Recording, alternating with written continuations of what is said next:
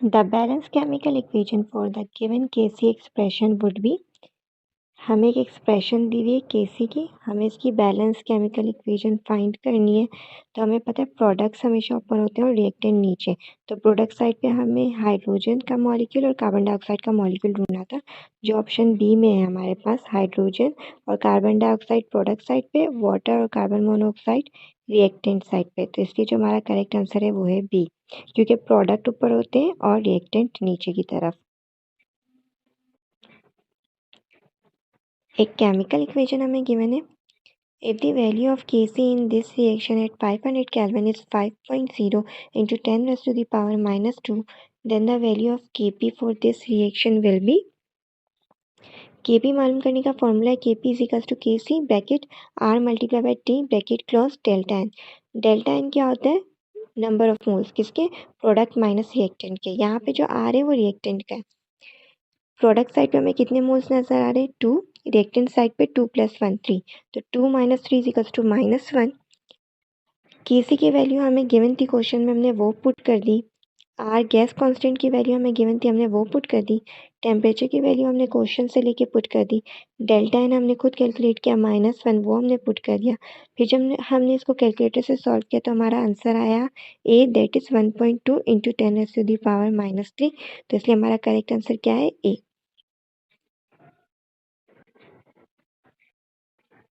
Chemical equation given है, Kc की value given है और टेम्परेचर गिवन है। The given value of equilibrium constant indicate that N2O4 at 200 degree centigrade shows, चूंकि Kc की value बहुत ही ज़्यादा स्मॉल है, इसका मतलब क्या है? रेट ऑफ डिकम्पोजिशन क्या है? स्लो है। स्टेबिलिटी क्या है? हाई है। तो इसलिए जो हमारा करेक्ट आंसर है, Kc की वैल्यू को देखकर हमें जो समझ में आ रहा है वो है रेट ऑफ डिकम्पोजिशन स्लो और stability high, means C is the correct answer. The equilibrium constant Kc for the decomposition of HF at 2000 degrees centigrade is 10⁻⁻13, which indicates that it has, चूँकि Kc की value बहुत ही ज़्यादा small है, means rate of decomposition क्या है? लो है और stability क्या है? हाई है। तो दोनों करेक्ट आंसर किस ऑप्शन में थे? ऑप्शन ए में। इसलिए जो हमारा करेक्ट आंसर है वो A, that is stability high, rate of decomposition low. Consider the given reaction at equilibrium. हमें एक रिएक्शन गिवन है और हमें कंसिडर करना है ये इक्विलिब्रियम में। Which of the following would be the result if the concentration of oxygen is increased? Le Chatelier के प्रिंसिपल क्या कहता है? अगर कोई सिस्टम है वो इक्विलिब्रियम में, अगर उस पर कोई स्ट्रेस अप्लाई किया जाता है, जैसे यहाँ पे कंसंट्रेशन ऑफ ऑक्सीजन को इंक्रीज किया जा रहा है, तो इक्विलिब्रियम उस तरफ शिफ्ट होगा जहाँ पे स्ट्रेस को मिनिमाइज किया जा सके। ऑक्सीजन की कंसंट्रेशन इंक्रीज हो रही है तो इक्विलिब्रियम कहाँ शिफ्ट हो जाएगा? टुवर्ड्स द राइट या टुवर्ड्स फॉरवर्ड डायरेक्शन। SO3 की कंसंट्रेशन इंक्रीज हो जाएगी, क्यों? क्योंकि फॉरवर्ड रिएक्शन इंक्रीज हो रहा है, ठीक है। लेकिन SO2 क्या हो जाएगा? डिक्रीज हो जाएगा, क्यों? क्योंकि ऑक्सीजन रिएक्ट करेगा SO2 के साथ और SO3 बनाएगा। तो इसलिए जो हमारा करेक्ट आंसर है वो बी है, दैट इज SO2 डिक्रीज हो जाएगा, SO3 की कंसंट्रेशन इंक्रीज हो जाएगी और इक्विलिब्रियम शिफ्ट हो जाएगा टुवर्ड्स राइट। ये तीनों करेक्ट आंसर ऑप्शन बी में मौजूद थे, इसलिए जो हमारा इसका करेक्ट आंसर है वो है B. The ionization of potassium chlorate in the given reaction can be suppressed by adding, potassium chlorate dissociate हो रहा है पोटेशियम आइंस और क्लोरेट आइंस में। हम इसका आयनाइजेशन कैसे सप्रेस कर सकते हैं? बाय एडिंग अ कॉमन आइन, ठीक है, कॉमन आइन इफेक्ट की मदद से। तो हमें यहाँ पे पोटेशियम आइंस मिल रहे थे और ऑप्शन ए में भी जब हम पोटेशियम क्लोराइड को डिसोसिएट करते तो पोटेशियम आइन और क्लोराइड आइन में डिसोसिएट होता। तो चूंकि पोटेशियम आइन दोनों में कॉमन है, इस वजह से हमारा जो ऑप्शन ए है वो करेक्ट है। क्लोरेट आइन हमें किसी भी ऑप्शन में नहीं मिल रहे थे, इस वजह से हमारा जो ऑप्शन ए है वो सही जवाब है, इसका करेक्ट आंसर है। What will be the effect of the increasing pressure on the given reaction at equilibrium? 2 moles of sulfur dioxide react कर रहे हैं 1 mole of oxygen के साथ to form 2 moles of sulfur trioxide. Number of moles reactant side पे ज़्यादा है, that is 3, और product side पे सिर्फ 2 है। तो जब हम प्रेशर को इंक्रीज करेंगे अकॉर्डिंग टू लीच-ट्रिगर प्रिंसिपल, जब स्ट्रेस अप्लाई होता है तो इक्विलिब्रियम उस डायरेक्शन में शिफ्ट होता है जहाँ पे मिनिमाइज किया जा सके स्ट्रेस को। चूँकि number of moles product side पे कम है तो इक्विलिब्रियम कहाँ शिफ्ट होगा? टुवर्ड्स फॉरवर्ड डायरेक्शन या टुवर्ड्स द राइट। इसलिए जो इसका करेक्ट आंसर है वो C, that is It will move in the forward direction. Means C is the correct answer. The reaction quotient QC for the given reaction can be expressed as, हमें पता है हम सिर्फ एक्वस आइंस या gaseous molecules को ही show करते हैं reaction expression के अंदर, ठीक है, क्वेश्चन एक्सप्रेशंस के अंदर, केसी एक्सप्रेशंस के अंदर, ठीक है। तो और सॉलिड फॉर्म्स को भी हम शो नहीं करते, तो क्या है ऑप्शन ए, ऑप्शन सी और ऑप्शन डी में क्या है सॉलिड फॉर्म शो की हुई थी, तो इसलिए ए, सी और डी रॉन्ग हो गए थे। और हमें पता है प्रोडक्ट ऊपर की तरफ आते हैं और रिएक्टेंट नीचे की तरफ, तो ऑप्शन भी बिल्कुल करेक्ट है जिसमें प्रोडक्ट ऊपर है और रिएक्टेंट नीचे की तरफ है, और दूसरा सॉलिड मेटल्स भी इसमें शो नहीं किए हुए, तो इसलिए जो हमारा करेक्ट आंसर है वो है बी, ठीक है, that is Q C is equals to this, ये हमारा करेक्ट आंसर है। If a reaction at equilibrium moves in the backward direction, it means the value of equilibrium constant, that is Kc, in relation to that of reaction quotient Qc would be, अगर Qc that is reaction question की value ज़्यादा होगी equilibrium constant Kc से, तभी reaction backward जाएगा, otherwise reaction forward जाएगा, और अगर बराबर है तो इक्विलिब्रियम में। तो हमें ऐसी वैल्यू ढूंढनी थी जिसमें Qc की वैल्यू ज़्यादा हो Kc से, तो वो कौन सा ऑप्शन था, ऑप्शन सी में ही हमें Qc की वैल्यू ज़्यादा नज़र आ रही थी Kc की वैल्यू से, तो इसलिए जो हमारा करेक्ट आंसर है वो है सी। याद रखें माइनस साइन से ना, जो माइनस में जो वैल्यू छोटी होती है ना वो एक्चुअली में बड़ी होती है, मीन्स यहाँ पे क्या है Kc बड़ा है और Qc छोटा है, और हमें क्या चाहिए था Qc बड़ा चाहिए था, तो एक ही ऑप्शन था that is C. The given equation represent the reaction of carbon monoxide with water, which of the following options represents the correct relationship between the two equilibrium constant।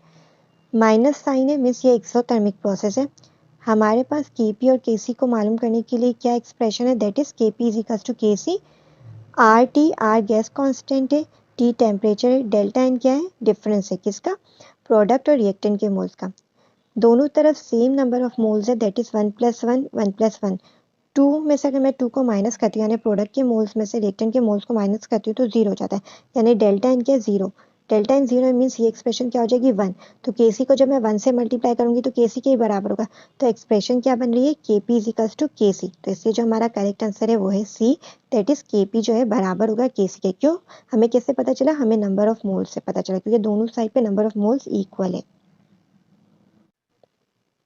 Copper chloride and silver chloride are ionic salts with low solubility in water. The values of solubility product, that is Ksp, for both ionic salts are 1.72 into 10 raised to the power minus 7 and 1.8 into 10 raised to the power minus 10 respectively। Respectively का क्या मतलब है, ये वाली जो value है वो silver chloride की है और ये वाली जो वैल्यू है वो कॉपर क्लोराइड की है। What will happen when 0.1 molar NaCl solution is added to both solutions of X molar concentration separately? -10 है, यहाँ पे -7 है, मीन्स ये वैल्यू स्मॉलर है, ठीक है, तो जिसकी वैल्यू स्मॉलर होगी वो सबसे पहले प्रिसिपिटेट आउट होगा, तो AgCl की वैल्यू सबसे स्मॉलर थी, इसलिए जो इसका करेक्ट आंसर है वो है B, that is AgCl will precipitate out first using a lesser volume of NaCl solution then copper chloride. बस अगर आपको ये पहचाना है कि किसकी वैल्यू स्मॉलर है, ऑल्दो नंबर यहाँ पे बड़ा है बट चूंकि माइनस में है तो ये वैल्यू स्मॉलेस्ट है, बस आपको ये याद होना चाहिए, पहचानना आना चाहिए कि कौन स्मॉलेस्ट है और कौन लार्जेस्ट है, तो जो स्मॉलेस्ट होगा वो पहले प्रिसिपिटेट आउट होगा, इसलिए जो हमारा करेक्ट आंसर है वो है बी।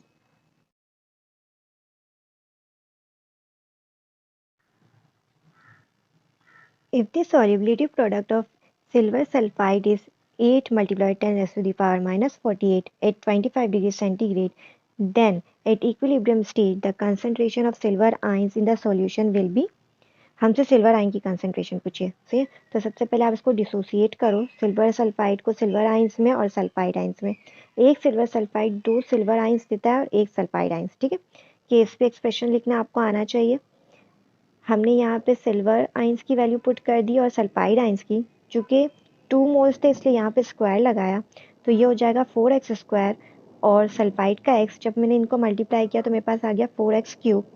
Ksp की वैल्यू मुझे क्वेश्चन में गिवन थी, मैंने उसे पुट कर दी, फिर मैंने ये 4 यहाँ मल्टीप्लाई होता है यहाँ जाके डिवाइड हो गया, और क्यूब को ख़त्म करने के लिए क्यूब रूट लगाया तो मेरे पास x की वैल्यू आ गई, that is 1.26 into 10⁻⁻16 mole per DM cube. But मुझसे x तो नहीं पूछा, x तो सल्फाइड की कंसनट्रेशन है, मुझसे तो सिल्वर पूछा और सिल्वर किसके बराबर है 2x के, तो इसलिए मुझे x को 2 से मल्टीप्लाई करना था। तो जब मैंने x को 2 से मल्टीप्लाई किया तो मेरे पास आंसर आ रहा है 2.52 इंटू 10⁻⁻16, यानी जो मेरा करेक्ट आंसर है वो है D, that is 2.52 into 10⁻⁻16 mole per DM cube, यानी डी मेरा करेक्ट आंसर है। Which of the following statement is false for the given reaction at equilibrium. हमें एक रिएक्शन गिवन है और डेल्टा एच की वैल्यू दी है, जिससे हमें ये पता चला ये एक एंडोथर्मिक रिएक्शन है क्योंकि डेल्टा एच की वैल्यू पॉजिटिव है। डेल्टा एन क्या होता है, प्रोडक्ट माइनस रिएक्टेंट, प्रोडक्ट के मोल ज़्यादा है रिएक्टेंट से, ठीक है, तो मीन्स यहाँ पे 1 तो हो गई होगा, ठीक है। तो Kp की वैल्यू ग्रेटर ही आएगी Kc से, क्योंकि Kc मल्टीप्लाई होगा R और T से, जो कि है गैस कांस्टेंट और टेम्परेचर।